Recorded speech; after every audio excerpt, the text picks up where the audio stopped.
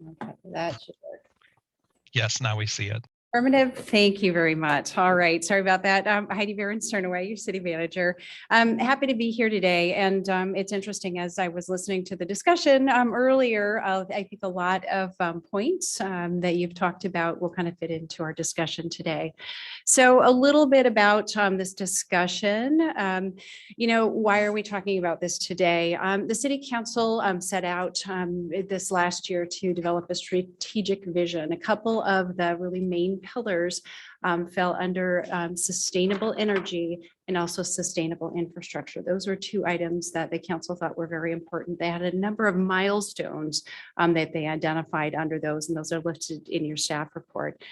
We did set aside, knowing that that was an important feature. Those are important features for our council. We set aside some budget in 2022 to look at planning. And there's been some discussion about what does it mean to have a sustainable energy plan. And so we know right now we're in a world where there's a bunch of regulatory compliance. You all have been talking about the Climate Commitment Act, about the Clean Energy Transformation Act. There are a number of sort of state and federal policies, laws that affect not just our utilities, but how we use energy in our communities and in the things that we do day to day.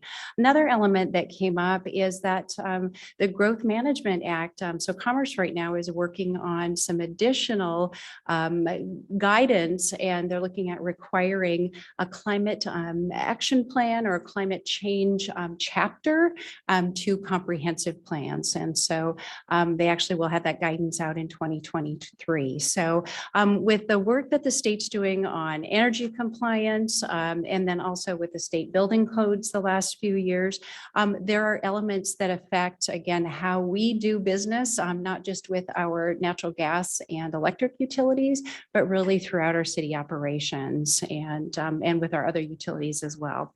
So we also know that when we're doing any type of planning, we want to make sure and have full community participation. And so it's an opportunity to reach out to the community to say what's important to you and to really provide some guidance back to council for future direction. So as we look through this, what I'd like to do is leave today with a recommendation from the UAC on really the scope of planning for, what does a sustainable energy plan mean, and really the scope of this.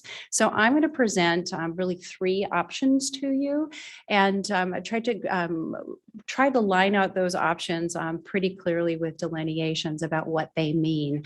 And then after discussion, I'd love to walk away from the meeting here today with this is what we want. And so staff would take that back and develop an RFP scope and work through the process of bringing somebody on board to help us with that planning and likely over the next year if we're looking at a wide kind of community support plan. So I'll talk a little bit about, I'll use some definitions. I left these in the PowerPoint. I'll try not to use acronyms too much, but if you see them, this is what they mean. I will hit on a few terms. Sometimes we get confused by these. Sometimes the term of resiliency means simply the ability to recover quickly from something. When we're talking about mitigation, we're talking about reducing the severity, trying to plan ahead to reduce the severity of activities. Adaptation really is to adapt, to make changes, to make sure that we're better suited. And sustainability, when we're talking about that, just practically using resources to think about the future and not just the present, but the future as well. So at a high level. So some of what we have, it's always important to say, where are we going? Like, what do we have right now? And I would say some of what we have, because as I was talking to folks, like this list gets longer. And this community has really done a ton of work. We just haven't, I was talking to Ryan today, he's like, well, we just do this stuff and we don't. And so we've recognized that we need to tell our story a little bit better and also bring things together and help people understand the policies we have in place, the actions we've taken over the years to improve energy efficiency and conservation measures. Again, not just with our direct utilities, but really across the community and some of our other policies. So a couple of highlights. We do have a comp plan chapter, right, with an environmental chapter that has some elements in it. We do talk about in 2012, the city approved an energy efficiency and conservation strategy. I think it's lovingly referred to as EECS. And I've heard that a number of times, and have taken a number of actions from that, including some of the complete streets programs and some of the land use decisions that were made. Again, y'all talked about them today, some of the stormwater planning that's been done with the low impact development and the standards too. Can we do more? Yes. And there are other things that we can do. Again, we talked about the council priorities. We have planning documents for operations plans, capital improvement plans across all of our utilities that touch on this. Street tree list, transportation plans. Countywide, we have a hazard mitigation plan. So it looks at what are the issues, big ones we know, fires and flooding in Kittitas County and specifically for the city, but that's not all. So we also have an environmental commission charged with work that kind of hits in this area, a utility advisory commission. And the other one I didn't list is the DEI commission. A lot of the work, especially at the state level, we're seeing they're really looking for the social impacts to policy decisions they make when it comes to our natural resources and energy use as well. So some of what we had, again, this doesn't list everything, but we've done some things. And I want to start out by saying, we've done some really positive things. And the fact that we have an electric utility and a natural gas utility under the authority of the city is something that other communities really don't have the ability to control that. So we have lots of levers to adjust as we continue to move forward.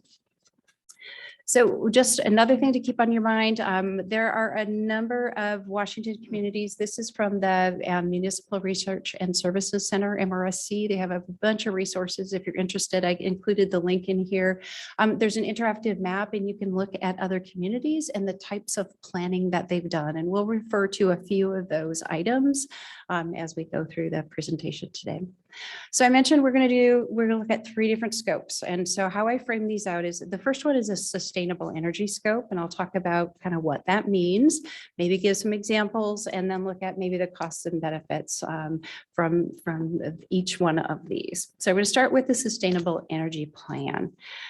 So the sustainable energy plan, as I look at it, the type of planning that we would do is very much focused on our utilities, on very much our electric and natural gas system. We know we have some pretty significant compliance with CETA, and we also know coming in rulemaking right now is the Climate Commitment Act, and looking at, what are the milestones ahead of us for, reducing impacts, emissions. So we know that we need to look at those milestones and develop some compliance, figure out what actions we should do, what are the potential costs of those actions, and come up with a plan to move forward. And so we have some really great staff here, but they're busy buying and selling and operating things. And to do that planning, to step out of their normal roles, I want to bring somebody in and look at how do we do that. And I would say at a minimum, if we don't do anything else, we need to do this piece of this option, of the scope. Some of the benefits and some of the drawbacks of this, why would we do more than this? Again, we know that we have a very specific compliance, and so there are some operational and strategic planning things that we need to do, and this would get us to some of those decision points at least, and perhaps some movement forward. And then also it gives us an opportunity to do some public input. A lot of what we do are, you're making decisions, and often your question is, what do other people think? And we have some wonderful people who show up in these rooms. There are a lot of other people we haven't heard from out there that are busy doing other things too. So really thinking through a holistic kind of approach to input, I guess. So measurable KPIs, suddenly it escaped me. Buddy, thank you. Key performance indicators. Thank you. I knew I was going to miss out on that. Somebody asked me the other day. That's a new one to me. Yes. So that's back to, making sure that we've got measurable things with our utilities specifically. Again, we operate these utilities. And so it's important to that, and we have reporting requirements. The drawbacks of this is it's limited. It's really focused on this scope of planning. It's limited to our utilities. It's a little bit more strategic. It does have operational implications, but it really hits on just our use and planning for natural gas and electric utilities. It doesn't hit on the other things that you talked about, the water conservation pieces that still connect to, but it's not as holistic an approach. So this is, again, the sustainable energy. Again, this is just a short list. I'm sure there are more benefits and sure there are more drawbacks. So the next option 2 is really the climate action plan. Is what I'm calling it. So let me see if I can shrink this up a little bit. Top left, little. Up left. Yep. This one. Thank you. Okay. And that is really, it's an expanded, and again, if we look at sort of the planning coming from GMA, and the requirement for a comp plan chapter, this is a little bit more in line. Oftentimes, climate action plans start with a greenhouse gas assessment. And so when we did our EECS, our energy efficiency and conservation strategy years ago, we looked at your municipal facilities, what our energy use is, because we have the utilities and we looked at those numbers. We said, here's how we want to create more efficiencies and conserve energy. But we didn't translate to a greenhouse gas emissions. So what that is essentially, it's a measurement. There are a handful of greenhouse gases that are in that category. Some are more potent than others. And so like methane is much stronger than carbon dioxide. And so a greenhouse gas emissions is essentially taking those and applying sort of a calculator or an escalator to those that are more damaging to the environment and creating a number that comes up. So lots of communities have done these assessments, these measurements for their city operations, because those are things we as a city can directly control, and then their communities. And so they're a little bit more holistic. So they're still looking at the energy use and efficiency, looking at renewables. They're also looking at the other sectors. And that's where this sort of becomes a little bit more holistic. It's talking about the transportation sector, solid waste. When we think that of the majority of the communities, the majority of their emissions are in transportation and then heating and cooling buildings. And so that's our residential, commercial, and industrial users for energy. And so those are the big ones. This type of framework or this scope would include a measurement for our city operations. Again, we have a lot of data. We did that in therms last time, but that would be converted into really sort of one carbon equivalent is the baseline measure for that. And then also for our community. And then that creates that baseline. We're always looking for how we measure. And, you know, the motto is you can't manage what you don't measure.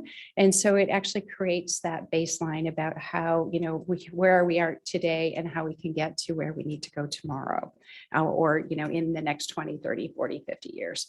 So, so that's sort of a little bit of an overview of what a climate action plan is.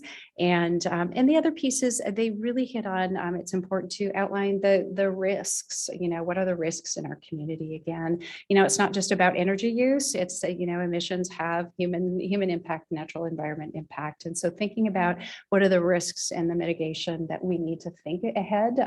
Again, that piece of, you know, the actions we take today affect us down the road. So making sure we're keeping our eye on the road. So, so this, again, the planning piece in this is not just taking those baselines, it's actually coming up with, you know, strategies that address, you know, how can we continue to move toward, you know, more efficient use, not just more efficient in conservation, more renewables, other types of policies that hit on reduced vehicle miles traveled, so getting more people off the roadways, and then also continuing to get, you know, sort of better efficiency and impact out of our homes. Because, you know, we also know that if you don't use it, you don't need to produce it. And so energy efficiency is like the #1 strategy for lowering emissions.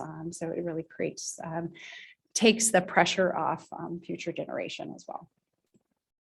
Okay, there are a number of examples, and I won't click on these. Chelan County and actually Yakima Nation climate action plans are done. You'll see them done by communities our size and bigger and even smaller. And so, so it's not unusual. I just clicked on a couple of the Yakima Nation had done adaptation plan and then had done a climate action plan as well. So, and what I didn't say is with the sustainable energy plan, the option one I talked about, there aren't really any models out there because we're in new territory. And I keep saying Ellensburg is kind of like a unicorn because we are very unique in that we have the utilities that we have and the ability to, and then also the requirement for compliance. We find ourselves in a unique position sometimes. You know, a lot of our comparables are, you know, larger, you know, private utilities. And so, we oftentimes have to sort through the regulations because they don't always apply to us in the same way. So. All right, so I digress here a little bit. The climate action plan scope, some of the benefits, again, you're looking at all sectors, you're looking at your community holistically. You're also looking at your municipal operations, and you're looking at, again, how can you move those levers directly with your municipal operations and then within your communities. And things you talked about today were incentives, you talked about regulations, requiring people to do things. Those are all ways those are strategies to help again, reduce our community's carbon footprint. So again, back to, you know, this also focuses on those mitigation and that resiliency, thinking about what are the risks to our, you know, human health and environment, and then making sure that we're planning appropriately for those as well. Okay, and then let's see here. Okay. And then again, I think I mentioned inherent in a lot of what the state is applying, the regulations they're applying. They're having us, in fact, in our early reporting, they're looking at assuring there isn't a negative impact to low-income communities and as well. So looking at sort of that social factor for policy changes. Okay, and the third option I want to talk about today is really the sustainability plan. You'll see sustainability plans, and this is very much like it has the same, you know, usually baseline measure of greenhouse gas.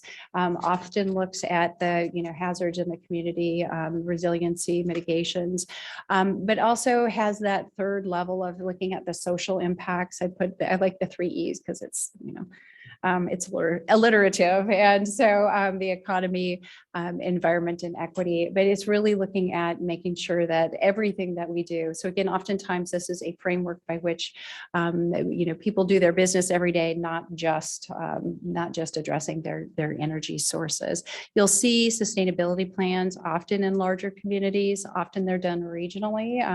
In Thurston County, we actually did a county-wide sustainability plan, and they might be called other things as well. So again, oftentimes because, you know, as I was at a training this morning, and it's like flooding doesn't, you know, doesn't care what jurisdiction it's in, it's flooding. And so oftentimes too, when we're traveling, it's like we're not staying in our community, we're going across boundaries and stuff. So making sure we're looking at things in a holistic manner. So that's really the sustainability plan.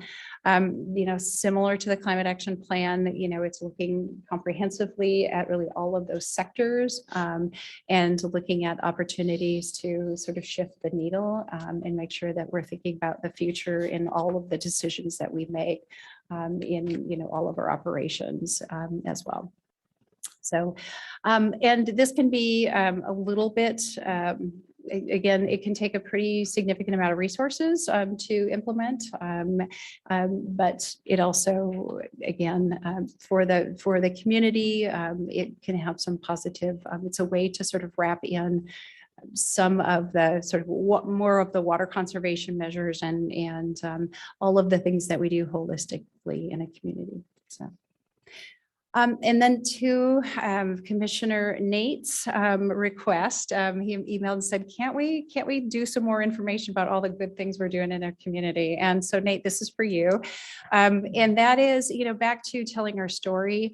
One of the things that we've recognized since I've been here with council is that we need to do a better job telling our story because we're doing a lot of really good things and, helping people see those things. But we haven't had this discussion that we've been really focused on the energy efficiency and conservation pieces of it. And all of that fits to a lot of the things that we've been doing, but we just haven't put that out in front of people. So we're working on sort of a framework and getting some pieces up on our website. But this discussion and moving forward with the scope of planning helps brings potentially some of these pieces together so that we can, help package them and communicate them and help people understand what the good work that our staff and our policymakers have been doing for the last few years and beyond. So some of the things we have done, again, we've done the energy efficiency. We talked about incentives and rebates. And so we've done LED street lighting. We've done building retrofits. We will look at pumps and motors in our purchases, trying to create the maximum efficiency. Again, looking at trying to reduce our natural gas consumption over time. So we may have more customers, but we actually don't have as much consumption. So there's some positives in that, and have funded that historically, funded those programs. So, and remembering that, with renewable, we actually have a pretty amazing distributed solar system. And so with our community solar, so that's growing over the years. And the purchases that we make, as you all saw with the reports that Buddy did earlier in the year, is that, we essentially have 5%, of our 95% is essentially clean or clean energy. And so that's a pretty amazing. A lot of communities don't have that opportunity. And then again, community design, done a number of things with roads and full streets or complete streets. And then our transportation investments we've made, some public charging stations. We're looking at potentially doing more of those. And we can end with our transit system as well. So something a lot of communities would be would be envious of. So that's sort of the summary of what I have to present today. Again, if you have questions about sort of any level, my question to the commission is, what is UAC's preferred scope or scopes?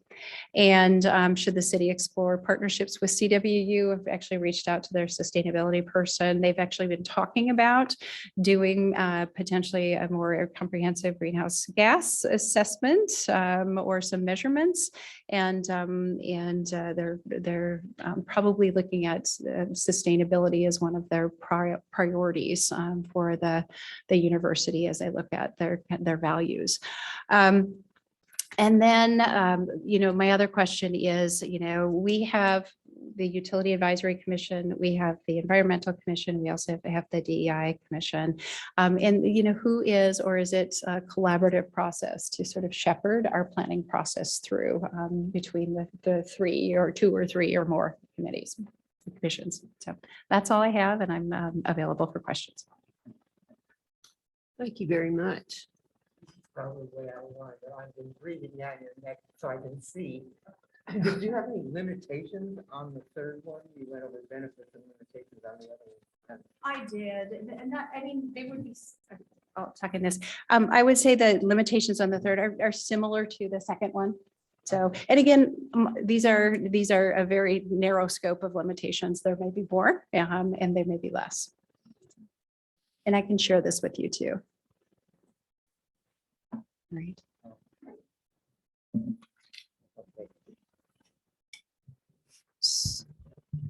So UAC committee, do you have any questions for Heidi on this report?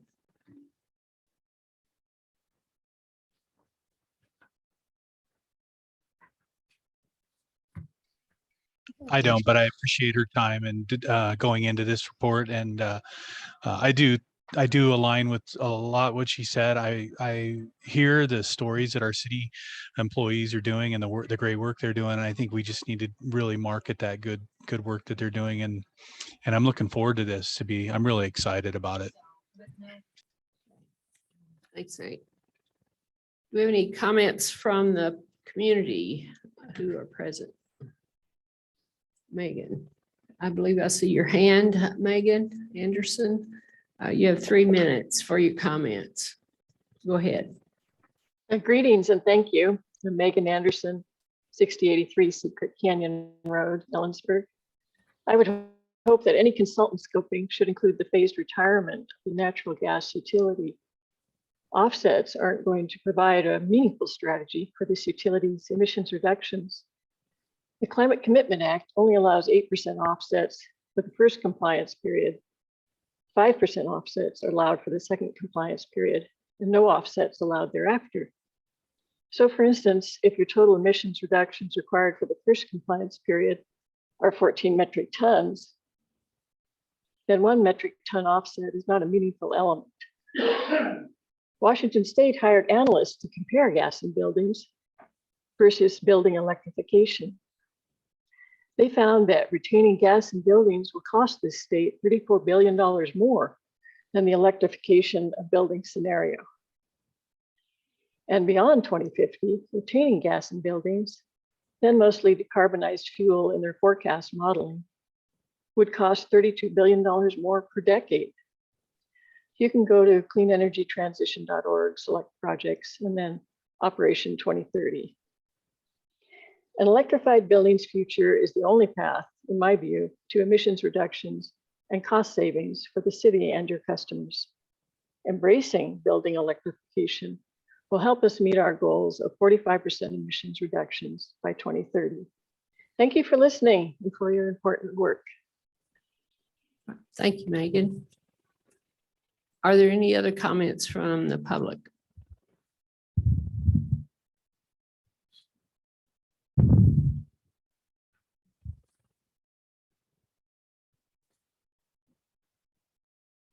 Okay, I see.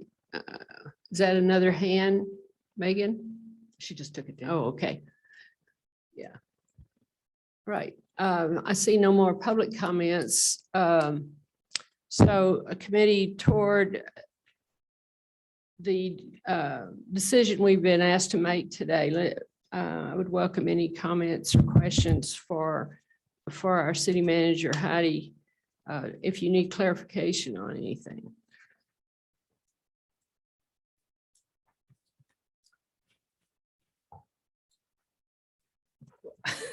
I don't know where to start. Well, I guess I'll chime in since no one else is. My hesitation in the past of going with the sustainability plan was it's so broad in scope. I mean, it's everything, and it but it is what's needed, so I had pulled back and said, okay, we just need to do the energy system plan. And because that's what's staring us in the face with state mandates. But I think as a community, the sustainability plan is appealing just to because everything is interrelated, and to factor all of that in, and because those state mandates do include talking about and meeting the social aspects of the impacts of the changes that are being asked of us. So I guess I'm interested in doing the sustainability plan, but making sure that as part of that RFP and the scope of work, we have some very specific language about what we want for considering the energy part of that. And because, like you say, we can't just take a template from someone else as sustainability plans, because they won't have the energy utilities that we do that to address those in the same way. So So I guess, the things that the main questions I have and what I really want out of the RFP is how do we comply with the state mandates, and what will that mean for our customers?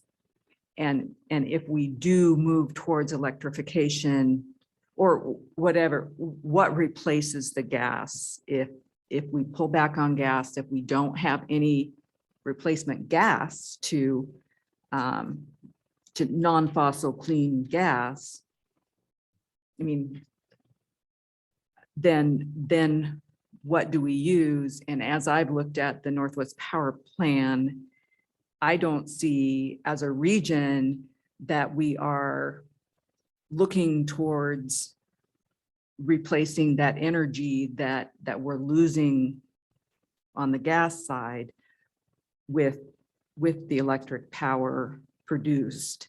And so I want, I guess I want that question answered. What do we use instead? If we pull back on gas, then what? Because I don't see the electricity being there for us. So I guess those are, if we could get an RFP that includes that stuff, then I'm good.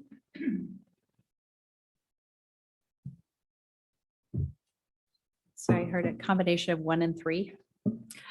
Yeah, I guess so. Yeah. Mhm. And I wanted to ask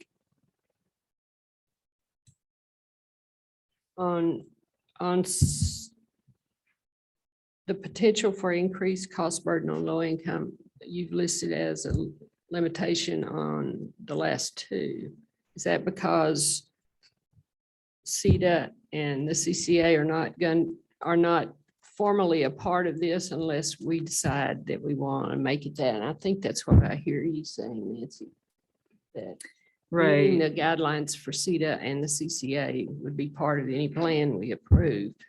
And that would take that potential for cost burden out of the limitations, would it, or would it not? So the reason I left it out of the first, or the option 1, is that CETA and CCA have pretty intricate reporting. If you recall the reporting metrics that Buddy had to do at the end of 2021, they have reporting metrics and comparisons. And so they already have a system in place to look at ensuring no negative impacts, essentially. So. Yeah, okay. The only concern that we all had about the measurements of those CETA things was the fact that most of the community of Ellensburg is not included in the area that's been designated by the state. So is there a way to address that? Can we continue to, I know we'll be more mindful of the economic impact on our low income. Yeah. But how can we show that we're making a difference, really making a difference on the community? Yeah. So the state right now is struggling too about what are the best metrics. And sometimes we have to just use the best available data. And that's why the census tracts and the information, and it's not perfect for Ellensburg. We can create, and this is sometimes communities do their own scorecards. We can create what are better metrics for us. We have some of those with our housing action plan and some of the data that we're following with that. And so the goal is making sure we're consistent, we're reporting, and we're looking at the same information over time. The state reporting might have different requirements over time, but what I heard from them is they're still working on a better system too. So I think together we can create something better. Okay, thank you. So I have one more question. So if we embrace a sustainability plan with a energy add-on, do we measure greenhouse gas emissions?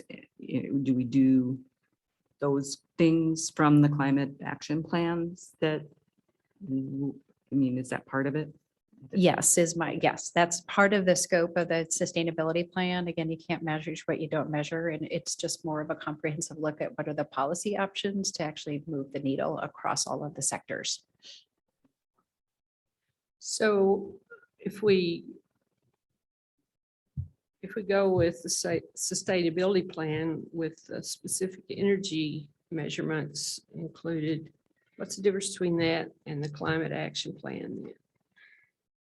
Oftentimes, it's just, you'll have probably different metrics, more intensive metrics in the sustainability plan, like we just talked about, for measuring the social impacts of those of the measures. Okay. And it seems to me that if the state is considering a chapter in the Growth Management Act, they would want something that's holistic for the whole community. So when you say anticipates GMA compliance, does that mean if we developed the specific plan the way it's supposed to be developed, we will already have our comprehensive plan chapter written? Or the work for it done, because part of this is about community input. And so finding, we do have some goals in our comprehensive plan in the environmental chapter already. And so, and there will likely be other goals we'll come across during our public input process that can easily be folded into a comp plan great. chapter.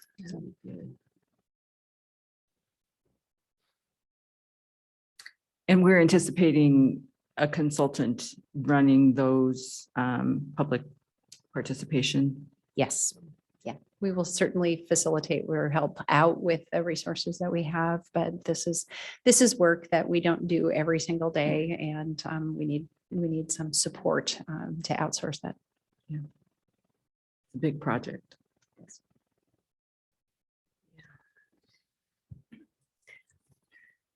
So I just want to make sure on the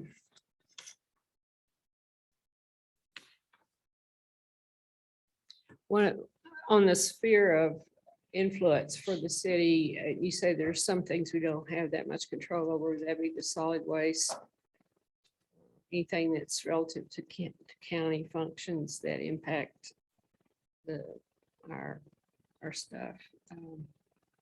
Is that the only limitation? Absolutely not. You think about what happens in our homes and businesses. We certainly can't control how many people, get in their cars every morning and, drive to work rather than by bus or bike and so again, there are absolute limits to what we can influence and Sure. impact. Okay. Any other comments from the committee? I agree with you guys, except it's kind of reverse. I put the energy first and sustainability second. I mean, as a co-author. I see good things coming out of the sustainability, but our primary concern is energy. So, and that's basically why way back when we started this committee. Because definitely just the utility stuff is complex, Exactly. let alone layering on. all Do you that remember other all stuff. those boring meetings that we used to sit through the city council and just we're toothpicks holding our eyes up? And somebody came up with the idea, well, why don't we have a specialized committee to do this? Yeah. So that. And then you volunteered for that, so you could sit through the Yeah, board. I did. The really I boring. stepped right into it. So if I'm hearing you, Ed, you're suggesting that the energy piece be the priority? Yes, yeah. And that's the only difference. I mean, I see good things coming out of both. But I agree with you that that's our priority because of the deadlines. exactly. So I think I'm hearing support here in this room from the committee members. Oh, I'm sorry, Meg, did you want to make a comment? I know I'm totally Just I'm introduce I'm yourself. totally messing with your process because you asked for Eh, public comment that's earlier and I okay. didn't have some, but I have one thing I want to say about the low income uh, impacts. And I don't fully understand this, but the Climate Commitment Act has an associated act called the HEAL Act. Megan, what does it stand for? I don't know, but there's apparently a lot of money available under the Climate Commitment Act to help mitigate impacts on low-income customers. So I just want to make sure that you were aware of that. Okay, thank you. So if we need a motion, I'm going to take a stab at it, that the UAC recommend the city proceed with a request for proposals for a consultant to provide a sustainability plan with a focus on meeting state energy requirements. Okay, is there a second to the motion? Think about that one. But I'll there a second, different way to say I'll it? second that for discussion. I think it was said, well, the motion. Okay, we have a motion, a second. I'm not sure I can repeat what you said, but it essentially is to Sustainability plan with With the the focus energy. on the energy the requirements. energy pieces that we have to meet for the state. Okay. Is there any discussion to the motion? All right, all in favor of the motion, please say aye. That was way easier than I thought it was going to be. Aye from Shane. Nate, I, okay. And I will vote aye, so that motion passes. Thank you. Thank you, Madam City Manager. Appreciate all your work on this. All right. The next item on our agenda is a public works and utility issues updates. Yes, I will start off with these. I guess Derek's